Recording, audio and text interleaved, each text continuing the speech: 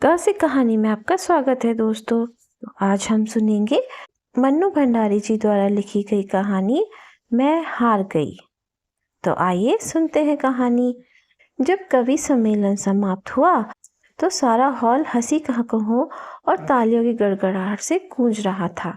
शायद मैं ही एक ऐसी थी जिसका रोम रोम क्रोध से जल रहा था। उस सम्मेलन की अंतिम कविता थी बेटे का भविष्य। उसका सारांश कुछ इस प्रकार था। एक पिता अपने बेटे के भविष्य का अनुमान लगाने के लिए उसके कमरे में एक अभिनेत्री की तस्वीर, एक शराब की बोतल और एक प्रति गीता की रख देता है और स्वयं छिपकर खड़ा हो जाता है। बेटा आता है और सबसे पहले अभिनेत्री की तस्वीर को उठाता है।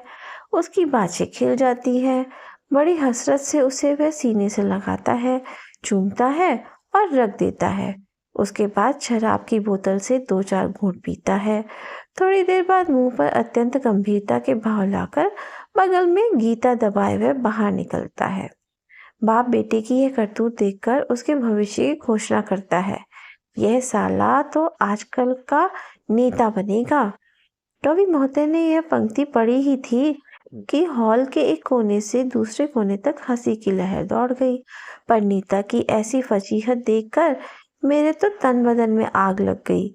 साथ आए हुए मित्रों ने व्यंग्य करते हुए कहा, क्यों, तुम्हें तो वह कविता बिल्कुल पसंद नहीं आई होगी। तुम्हारे पापा भी तो एक बड़े नेता हैं। मैंने गुस्से में जवाब दिया, पसंद? मैंने आज तक इससे भद्दी और भोंडी कविता नहीं सुनी है। अपने मित्र की व्यंग्यता की तिकत्ता को मैं खूब अच्छी तरह पहचानती थी। उनका क्रोध बहुत कुछ चिलम न मिलने वालों के आक्रोश के समान ही था। उनके पिता चुनाव में मेरे पिताजी की प्रतिद्वंदी के रूप में खड़े हुए थे और हार गए थे। उस तमाचे को वे अभी तक नहीं भूले थे। आज यह कविता सुनकर उन्हें दिल ही दिल जलन निकालने का अवसर मिला। उन्हें लग रहा था मानो उनके पिता का हारना भी आज सार्थक हो गया। पर मेरे मन में उस समय कुछ और ही चक्कर चल रहा था। मैं जली भुनी जो गाड़ी में बैठी तो सच मानिए सारे रास्ते यही सोचती रही कि किस प्रकार इस कवि महाशय को करारा सा जवाब दूं। मेरे पापा जी के राज में ही नेता की ऐसी छीछा-लीदर चुपचाप सह लेने की बात थी भला। चाहती तो यही थी कि कविता में उनको जवाब दूं, पर इस और कभी कदम नहीं उठाया था। सो निश्चय किया कि कविता नहीं तो कहानी ही सही। अपनी कहानी में मैंने एक ऐसे सर्वगुण संपन्न नेता का निर्माण करने की योजना बनाई जिसे पढ़कर कवि महाशय को अपनी हार माननी पड़े। भरी सभा में वह जो नहला मार गए थे उस पर मैं तहला नहीं सीधे इक्का ही फटकारना चाहती थी, जिससे बाजी हर हालत में मेरी ही रहे। यही सब सोचते सोचते मैं कमरे में घुसी तो दीवार पर लगी बड़े बड़े नेताओं की तस्वीरों पर नजर गई। सबके प्रतिभाशाली चेहरे मुझे प्रोत्साहन देने लगे।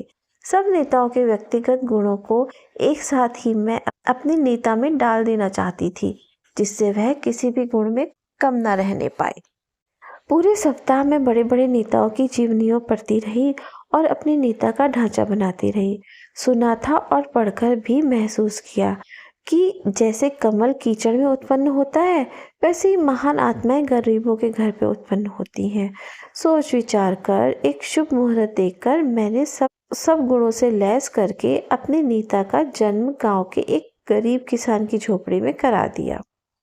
मन की आशाएं और उमंगें जैसे बढ़ती हैं वैसे ही मेरा नेता भी बढ़ने लगा।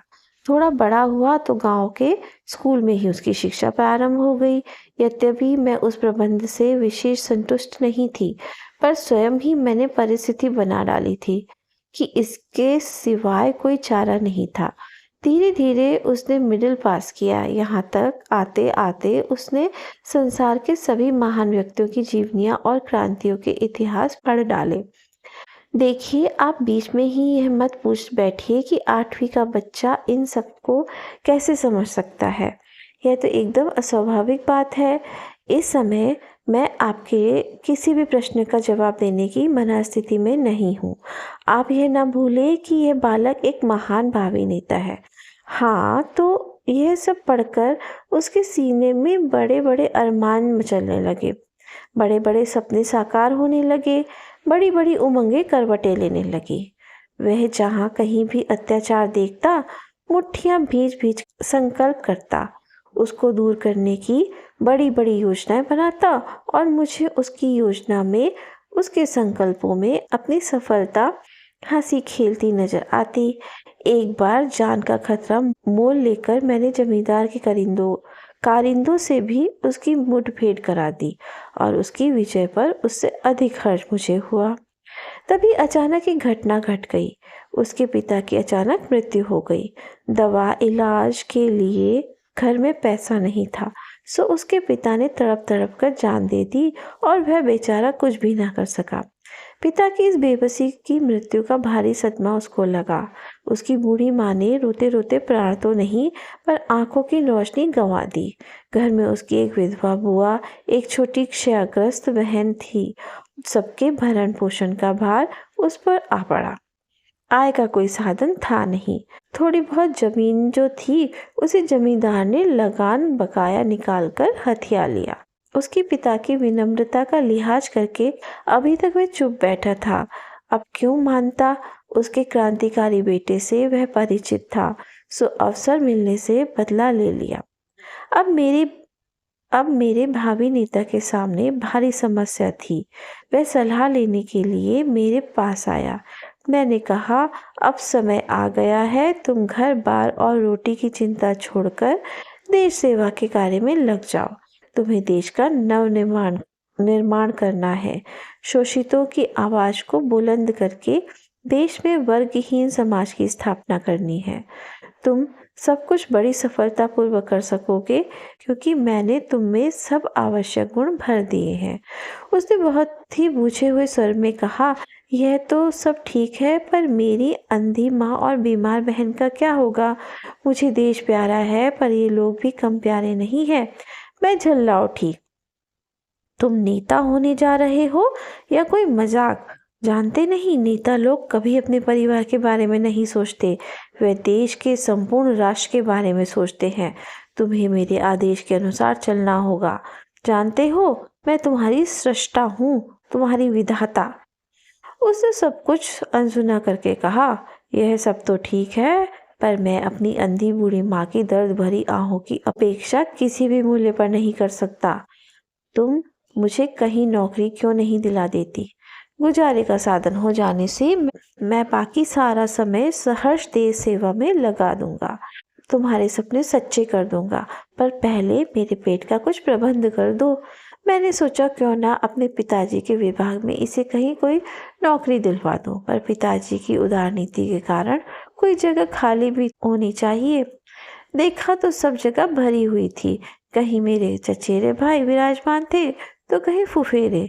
मतलब यह है कि मैं उसके लिए कोई प्रबंध न कर सकी। उसका मुंह तो चीर दिया, पर उसे भरने का प्रबंध न कर सकी। हार कर उसने मजदूरी करना शुरू कर दिया। जमींदार की नई हवेली बन रही थी। वह उसी में ईंटें ढोने का काम करने लगा। जैसे जैसे वह सिर पर ईंट उठाता, उसके अरमान नीचे को धसकते जाते। मैंने लाख उसे यह काम ना करने के लिए कहा, पर वह अपनी माँ बहन की आड़ लेकर मुझे निरुत्तर कर देता। मुझे उस पर कम क्रोध नहीं था, फिर भी मुझे भरोसा था, क्योंकि बड़ी बड़ी प्रतिभाओं और गुणों को मैंने उसकी घुट्टी में पिला दिया था। हर परिस्थिति में वह अपने रंग दिखलाएगा, यह सोचकर ही मैंने उसे उसके भाग्य पर छोड़ दिया और तटस्थ दर्शक की भांति उसकी प्रत्येक गतिविधि का निरीक्षण करने लगी। उसकी बीमार बहन की हालत बेहद खराब हो गई। वह उसे बहुत प्यार करता था। उसने एक दिन काम से छुट्टी ली और शहर गया, उसके इलाज के प्रबंध की तलाश में। घूम फिर कर एक बात उसकी समझ में आ गई कि काफी रुपया हो तो उसकी बहन बच सकती है। रास्ते भर उसकी रुग्ण बहन के करुण चित्कार उसके हृदय को भेदते रहे। बार बार जैसे उसकी बहन चिल्ला चिल्ला कर कह रही थी, भैया मुझे बचा लो, कहीं से भी रुपए का प्रबंध करके मुझे बचा लो भैया, मैं मरना नहीं चाहती। और उसके सामने उसके बाप की मृत्यु का दृश्य घूम गया। गुस्से से उसकी नसें तन गई।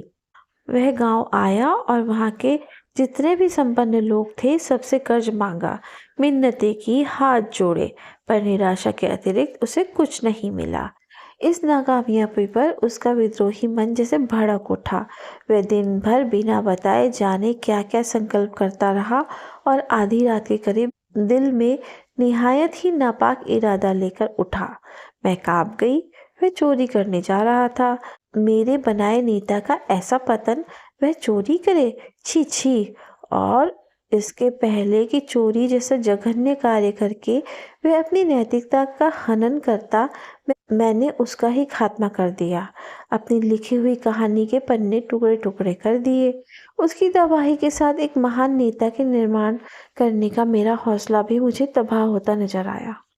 लेकिन इतनी आसानी से मैं हिम्मत हारने वाली न थी।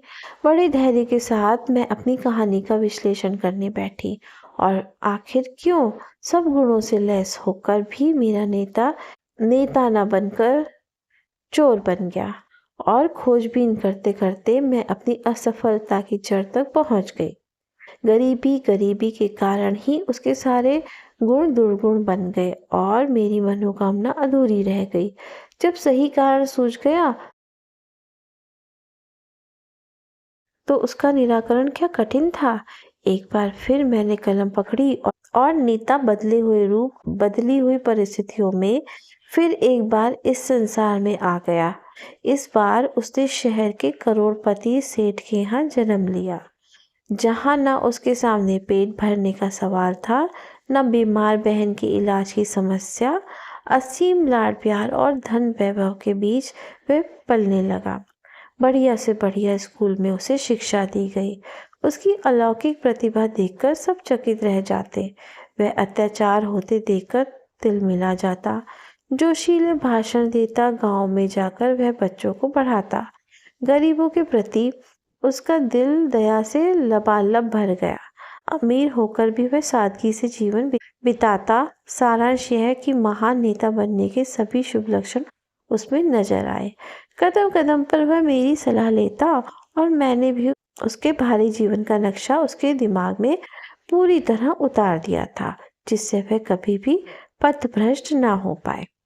मैट्रिक पास करके वह कॉलेज गया, जिस कॉलेज में एक समय में केवल राजाओं के पुत्र ही पढ़ा करते थे और आज भी वहाँ रईसी का वातावरण था। उसी कॉलेज में उसके पिता ने उसे भर्ती कराया, लेकिन मेरी सारी सावधानी के बावजूद उन रईस जातों की सोहबत अपना रंग दिखाए बिना ना रही। वह अब जरा आराम तलब हो गया। मेरे सलाह मशवरे की अब उसे उतनी चिंता ना रही। घंटों अब वह कॉफी हाउस में रहने लगा। एक दिन तो मैंने उसे हाउजी खेलते देखा। मेरा दिल धक से कर गया। जुआ, हाय हाय, यह क्या हो गया। मैं संभल कर कुर्सी पर बैठ गई और कलम को कसकर पकड़ लिया। कलम को जोर से पकड़कर ही मुझे लगा मानो जैसे उसकी नकेल को कसकर पकड़ लिया हो, पर उसके तो जैसे अब पर निकल आए थे। जुआ ही उसके नैतिक पतन की अंतिम सीमा न रही। कुछ दिनों बाद ही मैंने उसे शराब पीते भी देखा। मेरा क्रोध सीमा से बाहर आ चुका था। मैंने उसे अपने पास बुलाया। अपने क्रोध पर जैसे तैसे काबू रखते हुए मैंने उससे पूछा, जानते हो मैंने तुम्हें किस लिए बनाया है? वह भी मानो मेरा सामना करने के लिए पूरी तरह तैयार होकर आया था। बोला, अपने स्वार्थ की पूर्ति के लिए, अपनी इच्छा पूरी करने के लिए तुमने मुझे बनाया है, पर यह जरूरी नहीं कि मैं तुम्हारी इच्छा अनुसार ही चलूं। मेरा अपना अस्तित्व भी है, मेरे अपने विचार भी हैं। मैं चिल्ला उठी, जानते हो तुम किससे बात कर रहे हो? मैं तुम्हारी स्रष्टा हूँ, तुम्हारी निर्माता। मेरी इच्छा से बाहर तुम्हारा कोई स्वतंत्र अस्तित्व नहीं। वह हंस पड़ा। अरे तुमने तो मुझे अपनी कलम से पैदा किया है। मेरे इन दोस्तों को देखो, इनकी अम्माओं ने तो इन्हें अपने जिस्म से पैदा किया है, फिर भी वे इनके निजी जीवन में इतना हस्तक्षेप नहीं करती हैं जितना तुम करती हो। तुमने तो मेरी नाक में दम कर रखा है। ऐसा मत करो, वैसा मत करो, मानो मैं आदमी नहीं, काठ का उल्लू हूँ। सो बाबा, ऐसी नेतागिरी मुझसे निभाए ना निभेगी। यह उम्र दुनिया की रंगीली और घर की अमीरी बिना लुत्फ उठाए यूं ही जवानी क्यों बर्बाद की जाए। यह करके क्या नेता नहीं बना जा सकता। और मैं कुछ कहूँ उसके पहले ही वह सीटी बजाता हुआ चला गया। कल्पना तो कीजिए उस जिल्लत की जो मुझे सहनी पड़ी। इच्छा तो यह हुई कि अपने पहले वाले नेता की तरह इसका भी सफाया कर दूं, पर सदमा इतना गहरा था कि जोश भी ना रहा। इतना सब हो जाने पर भी जाने क्यों मन में क्षीण सी आशा बनी हुई थी कि शायद वह सीधे रास्ते पर आ जाए। गांधी जी ने भी तो एक बार बचपन में चोरी की थी, बुरे कर्म किए थे, फिर भी अपने आप रास्ते पर आ गए। संभव है कि इसके हृदय में भी कभी पश्चाताप की आग जले और ये अपने आप सुधर जाए। पर अब मैंने उसे आदेश देना बंद कर दिया और धैर्य के साथ उस दिन की प्रतीक्षा करने लगा जब वह पश्चाताप की अग्नि में झुलसता हुआ मेरे चरणों में आ गिरेगा और अपने किए के लिए क्षमा मांगेगा। पर ऐसा शुभ दिन कभी नहीं आया। जो दिन आया वह कल्पनातीत था। एक बहुत ही सुहावनी सांझ को मैंने देखा कि वह खूब सज धज रहा है। आज का लिबास कुछ अनोखा ही था। शॉर्ट शार्क स्किन के सूट की जगह सिल्क की शेरवानी थी। सिगरेट की जगह पान था। सेंट महक रहा था। बाहर हॉर्न बजा और वह गुनहगार अपने मित्र की गाड़ी में जा बैठा। गाड़ी एक बार के सामने रुकी और रात तक वे साहबजादे पैक पर पैक डालते रहे, भद्दे मजाक करते रहे और ठहाके लगाते रहे। रात को 9 बजे उठे तो पैर लड़खड़ा रहे थे। जैसे तैसे गाड़ी में बैठे और ड्राइवर से जिस गंदी जगह चलने को कहा उसका नाम लिखते हुए मुझे लज्जा होती है। अपने को बहुत रोकना चाहती थी, फिर भी वह घोर पाप में सहन ना कर सकी और तय कर लिया कि आज जैसे भी होगा मैं फैसला कर ही डालूंगी। मैं गुस्से से कांपती हुई उसके पास पहुंची। इस समय उससे बात करने में भी मुझे घृणा हो रही थी। क्रोध से मेरा रोम रोम जल रहा था। फिर भी अपने को काबू में रखकर और स्वर को भरसक कोमल बनाकर मैंने उससे कहा, एक बार अंतिम चेतावनी देने के ख्याल से ही मैं इस समय तुम्हारे पास आई हूँ। तुम्हारा ये सर्वनाश देखकर जानते हो मुझे कितना दुख होता है। अब भी समय है, संभल जाओ। सुबह का भूला यदि शाम घर आए तो उसे भूला नहीं कहते। पर इस समय वह शायद मुझसे बात करने की मनस्थिति में नहीं था। उसने पान चबाते हुए कहा, अरे जान, यह क्या तुमने हर समय नेतागिरी का पचड़ा लगा रखा है। कहाँ तुम्हारी नेतागिरी और कहाँ छमिया का छमाका। देख लो तो बस सरूर आ जाए। मैंने कान बंद कर दिए। वह कुछ और भी बोला पर मैंने सुना नहीं। पर उसने जो आंख मारी वह दिखाई दी और मुझे लगा जैसे पृथ्वी घूम रही है। मैंने आंखें बंद कर ली और गुस्से से होठ काट लिए। क्रोध के आवेग में कुछ भी कहने नहीं बना। केवल मुंह से इतना ही निकला, दुराचारी, अशिष्ट, नारकी, कीड़े। उसके मित्रों ने जो कुछ कहा उसकी हल्की सी ध्वनि मेरे कान पर पड़ी। वह जाते जाते कह रहा था, अरे ऐसी घोर हिंदी फटकारोगी तो वह समझेगा भी नहीं। जरा सरल भाषा में बोलो। और उसके मित्र ने जो कुछ कहा उसकी हल्की सी ध्वनि मेरे कान में पड़ी। वह जाते जाते कह रहा था, अरे ऐसी घोर हिंदी में फटकारोगी तो वह समझेगा भी नहीं। जरा सरल भाषा में बोलो। और अधिक सहना मेरे बूते के बाहर की बात थी। मैंने जिस कलम से उसको उत्पन्न किया था उसी कलम से उसका खात्मा भी कर दिया। वह छमिया के यहाँ जाकर बैठने वाला था कि मैंने उसे रद्दी की टोकरी में डाल दिया। जैसे किया वैसा पाया। उसने तो अपने किए का फल पा लिया, पर मैं समस्या का समाधान नहीं पा सकी। इस बार भी असफलता ने तो बस मुझे रुला ही दिया। अब तो इतनी हिम्मत भी नहीं रही कि एक बार फिर मध्यम वर्ग में अपना नेता उत्पन्न करके फिर से प्रयास करती। इन 2 हत्याओं के भार से ही मेरी गर्दन टूटी जा रही थी और हत्या का पाप ढोने की न इच्छा थी न शक्ति।